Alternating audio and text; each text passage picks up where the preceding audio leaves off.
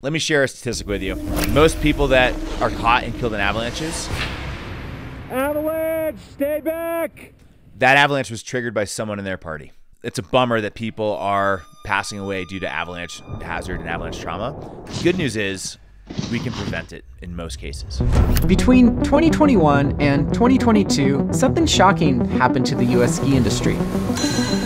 Participation in alpine skiing, like resort skiing, decreased by more than 5%. However, participation in backcountry skiing and alpine touring increased an insane 90% in the same season. It's now estimated that there are over 2.2 million skiers and snowboarders who are venturing out into the backcountry. So why is it the backcountry is all of a sudden so popular?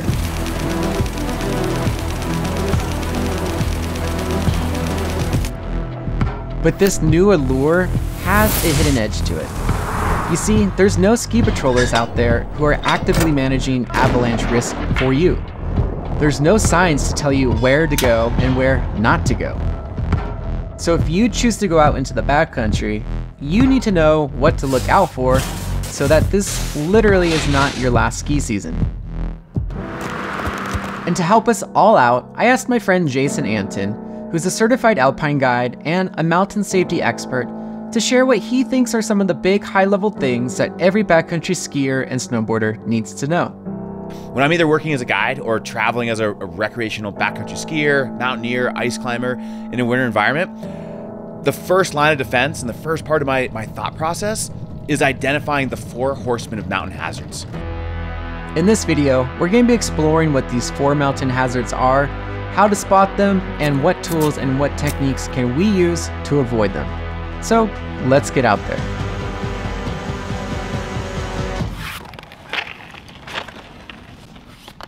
So the first of the 4 horsemen of mountain hazards is going to be exposure.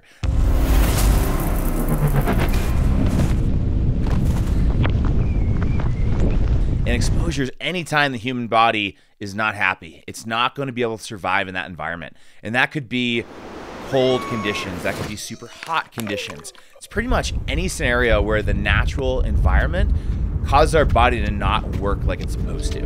We're at 17,200 feet. If you can see, everything's freezing around us. We are pulling the plug. We have pretty good gear, but it's just getting worse, more exposed. My entire suit is just encrusted in ice.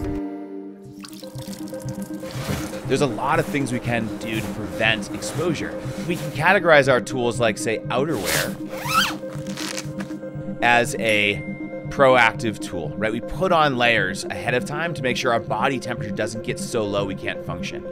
It might be getting into a tent, for lost in the mountains and getting ourselves out of that wind. Other things that we can do that are proactive would be proper navigation and planning, right? If we don't get lost, if we don't spend the night out, we're not going to be in those elements for longer than we need to be. Same goes for other tools like a headlamp, right? If we're out a little bit longer and the sun goes down and we don't have a headlamp, all of a sudden we might be out there for hours. Therefore, we're exposed to the elements for way longer than we should be. So the first of the 4 horsemen of mountain hazards is exposure. Number 2, as rock climbers or steeper skiers or even trail runners, you know what? Falling off the mountain is a problem. Let's say we're skinning along a flat slope, but maybe we have a big cliff to our right. Likelihood of us falling off the mountain is probably pretty low. Nice flat skin track, we're moving along, nothing's really pushing us in that direction, but if we go, it's going to be really bad. I may choose just to keep skinning along without any precautionary measures, without employing any other gear, because the likelihood is super, super low. If I decide those consequences are not acceptable, then I might choose to do some other things, like going a completely different way, right? Choosing to not engage in that terrain. But yeah, we hit this corner that was just, the consequences were just too much for the slope that we had to travel across, so we flipped 180. We're backtracking, and now we're looking for a sneak through this rock band right here. So wish us luck. The others might be starting to employ other tools, right? We have reactive and proactive gear like climbing ropes, like harnesses, crampons, ice axes, things like that. Those are all things we can employ to either decrease the likelihood or decrease the consequences should we fall off the mountain. So what I might do is I might put my skis on my backpack. I'm gonna grab some metal crampons, put them on my feet. I'm gonna grab my ice axe. I'm gonna take that out. And all of a sudden I have two tools I've put into action that are going to decrease not only the likelihood, but the consequences, right? So I've got crampons on my feet, giving me better traction, which means I'm less likely to slip and fall off the mountain. I also have my ice axe, which also serves that exact same purpose. And then one cool thing about the ice axe is it's not only proactive, but it's also reactive. Because if I fall, if for some reason I slip and those crampons blow out, the ice axe is a tool I can use for what we call self-arrest. Self-arrest is the ability for a slowly falling climber or skier to be able to dig that axe into the snow and stop themselves from picking up any other momentum. So we came to a junction. We decided all of a sudden this hazard of us falling off the mountain, the likelihood increased, and we look below us, the consequences are real. We're gonna take some tools out of our pack. We're gonna put them to action, decreasing both the likelihood and the consequences of that hazard. The third one's gonna be us falling in the mountain.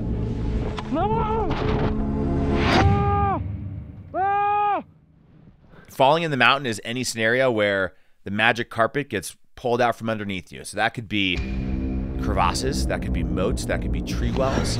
Pretty much any scenario where you falling in the mountain is gonna cause some harm to your body, have some consequences associated with it. But let's talk about the big one, which is gonna be those crevasses and glaciated terrain.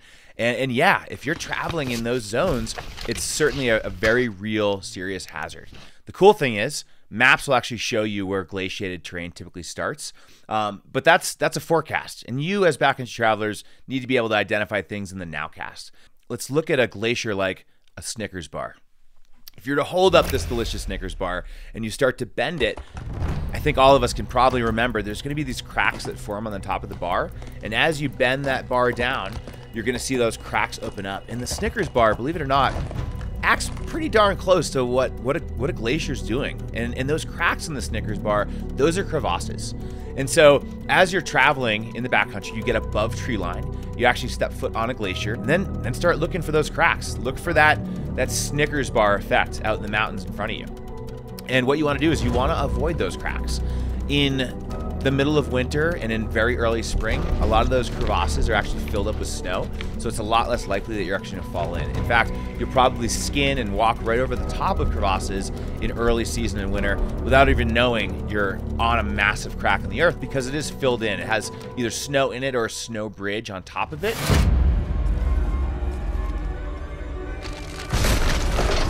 Oh my God. Out of here, brother. The last one is I think why you're all here, right? You might be resort skiers. You've been really enjoying skiing or boarding for a long time, and it's time to go out into the backcountry.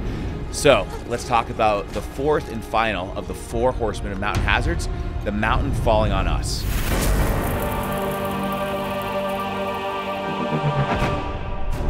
Mountain falling on us could be rockfall. It could be icefall. It could be avalanches. So avalanches fall into that category of the mountain falling on us. There's many different types of avalanches that are all categorized by avalanche problem.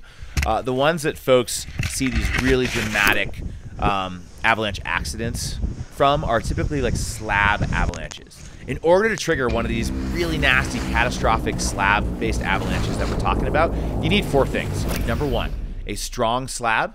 Over number 2, a weak layer. You need a slope steep enough to slide. And so most avalanches occur between 30 and about 45 degrees. That's kind of like the sweet spot. Once you get over 55, it's just like it's too steep for snow to collect on that zone. And once you get underneath 30 degrees, it's typically not steep enough to slide. Although avalanches do occur under 30, they're much less likely. And then the 4th ingredient, you need a trigger. And that trigger could be a natural trigger, could be new snow, could be any sort of loading event that naturally causes that strong slab of snow to overpower that weak layer. But in most cases, it's us. So it's going to be a skier, it's going to be a dog running along out for a tour with their owner, it could be a snowmobile, it could be a snowshoer. You need those 4 things. And the way we identify that is by checking out your local avalanche bulletin. The avalanche forecast is going to let you know if there are avalanche problems and where they are spatially in the mountains. Typically breaks into 3 elevation bands: below tree line, near tree line, above tree line. And it's also going to tell you spatially where it is: north, south, east, and west. It's really important for folks to understand, again, this concept of likelihood and consequences as it pertains to the actual terrain that you're exploring on that day. So let's say we wake up that morning, we're having our coffee, we look at the forecast, and it says avalanches are likely to go size D1, which means they cannot technically bury and kill a human by burial. And so you might get a little bit overconfident. You might say, hey, I'm not going to go that big. Maybe I'm willing to decrease my margins today and do a little bit more skiing here. But all of a sudden you find yourself on a cliff traverse, right? You're in exposed terrain where the slope's not that big, but if you pull out a small pocket, a tiny avalanche, size 1 or smaller, it might knock you off your stance, and that's all it takes to push you over a cliff. And so this concept is really important for folks that are pushing it into kind of steeper terrain, or areas that have small passageways of high exposure, where all of a sudden the consequences get really severe, even in the case of a tiny avalanche. So let's review. Anytime I go into the backcountry, I'm thinking about 4 major hazard categories. The first one's going to be exposure. The second one is going to be us falling off the mountain. The third one's going to be us falling in the mountain. And the final one that I'm always on the lookout for is the mountain falling on us. So thanks for checking out this video, and thank you, Jason, for sharing this information with us. I learned a lot, and I really appreciate it. If you want to follow Jason on Instagram or check out his guiding services, I'll put links to both of those down below in the description. And if you want to see more content like this with Jason related to backcountry skiing, like this video and subscribe to Out There, because I'm editing more of that right now. Thanks for checking us out, and I hope you guys have a wonderful day. See you later.